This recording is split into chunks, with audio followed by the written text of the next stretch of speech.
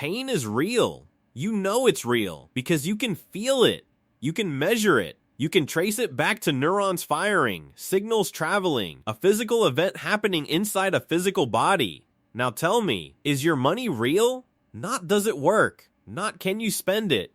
Is it real in the same way pain is real? Does it exist somewhere you could theoretically point to, touch, locate in space? Because here's what nobody says out loud. The $3,000 in your account, or $300, doesn't matter, has no location.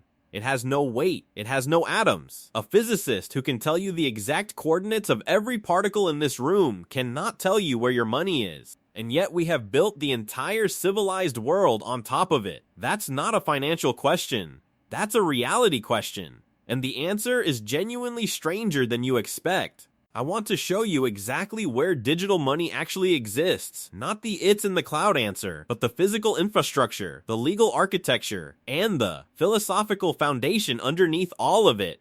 Because once you see it clearly, you'll never look at your bank account or the word real the same way again. For most of human history, money was an object. You could hold it, drop it, lose it down a drain, bite it to test if it was real gold. A Roman soldier got paid in silver coins called denarii. A medieval merchant carried leather pouches of gold dust across borders. A 17th century banker stored actual bars of precious metal in actual locked rooms. Even paper money, when it first appeared in 17th century Europe, was nothing more than a claim ticket. A piece of paper you could physically walk into a bank and exchange for a specific lump of gold or silver sitting in their vault. The money was the thing. You could hold the thing. You could feel its weight. You could scratch it and see what it was made of. Trust wasn't required because you could verify it yourself. Then, somewhere in the 20th century, gradually, then all at once, we crossed a line so quietly that almost nobody stopped to notice. We stopped using money as an object.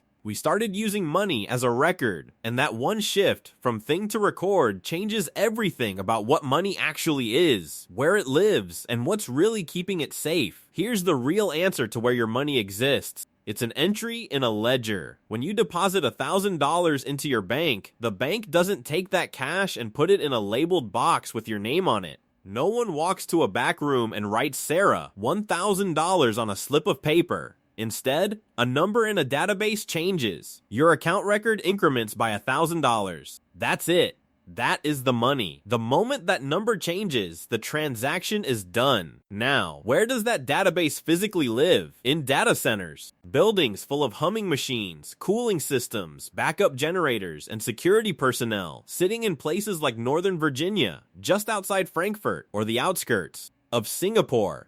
Your bank balance exists as magnetic states on spinning hard drives or electrical charges stored in flash memory inside a climate-controlled warehouse that you've probably never thought about once in your life. But even that isn't the full picture, because most of your money isn't even sitting in your bank's database intact. Banks operate on a system called fractional reserve banking. When you deposit $1,000, your bank is legally allowed to lend out the vast majority of it, keeping only a fraction in reserve. That $1,000 you deposited is simultaneously your $1,000 and part of someone else's car loan. Your number says $1,000. The total claims on that money add up to far more than $1,000. This means the figure in your account isn't really representing a pile of money anywhere. It represents a legal promise, a claim, an entitlement backed by the bank's ability to honor it when you ask. And then there's the layer above your bank, central banks, the Federal Reserve, the European Central Bank, the Bank of England. These are the institutions that hold the reserves backing the entire commercial banking system. And here's the thing, their money also exists as ledger entries. The most important, most consequential financial figures in the world are numbers in databases, just like yours. Except these databases sit behind the most sophisticated cybersecurity on the planet, operated by institutions with the full force of national governments behind them. Your $1,000 is the bottom of a chain. A chain of numbers, backed by promises, stored on servers, enforced by law, and ultimately held together by something far more fragile than any of those things. Now you might be thinking, okay, but it works. The system functions. So does any of this actually matter? It does. because that chain of promises can break. In 2013, the island of Cyprus had a full-blown banking crisis. The banks were insolvent. The government struck a deal with the European Union for a bailout. And part of that deal was brutal. Depositors with more than 100,000 in their accounts had a chunk of that money seized. Not stolen in the middle of the night, but legally. Officially taken. People woke up one morning and their account balance had dropped by 40 to 60%. The servers were fine. The data centers were running. The numbers were still there, technically. But the promise behind the numbers had been rewritten. This is what people miss when they feel safe, because their bank account looks healthy. Digital money isn't secured by the weight of physical gold.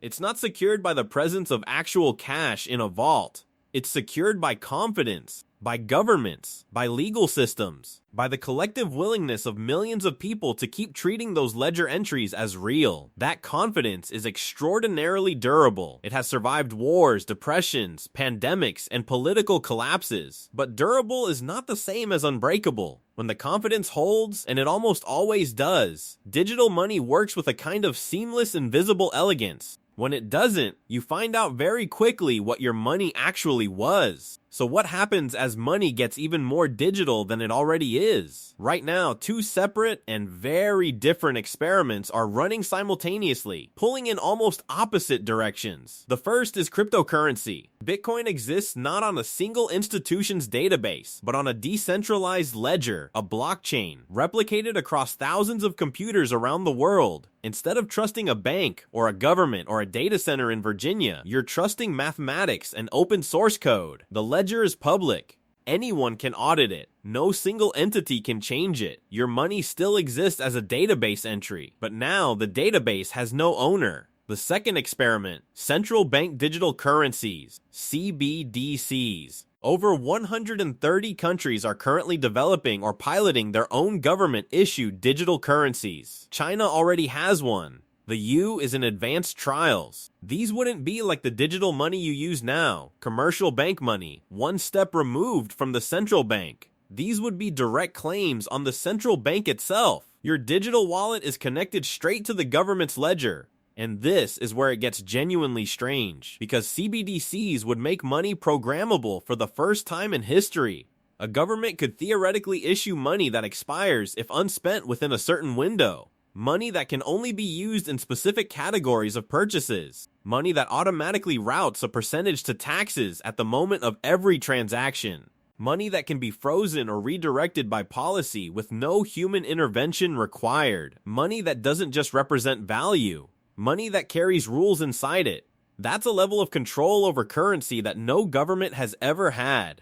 And it's closer than most people realize. So, where does your money actually exist? It exists in a ledger entry, on a server, in a building, maintained by a bank, backed by a central bank, authorized by the government, enforced by a legal system, and ultimately held together by the collective agreement of billions of people to keep treating it as real. Your money is, in every meaningful sense, a shared fiction, the most powerful, most carefully maintained, and most consequential shared fiction that humanity has ever built. The reason it works isn't because of vaults, or gold, or the physical weight of anything. It works because everyone agrees it works. Which means the most important thing standing between you and your $3,000 isn't a server. It isn't a law. It isn't even a government. It's trust. And you cannot unknow that now. If that broke your brain a little, good. That means something clicked.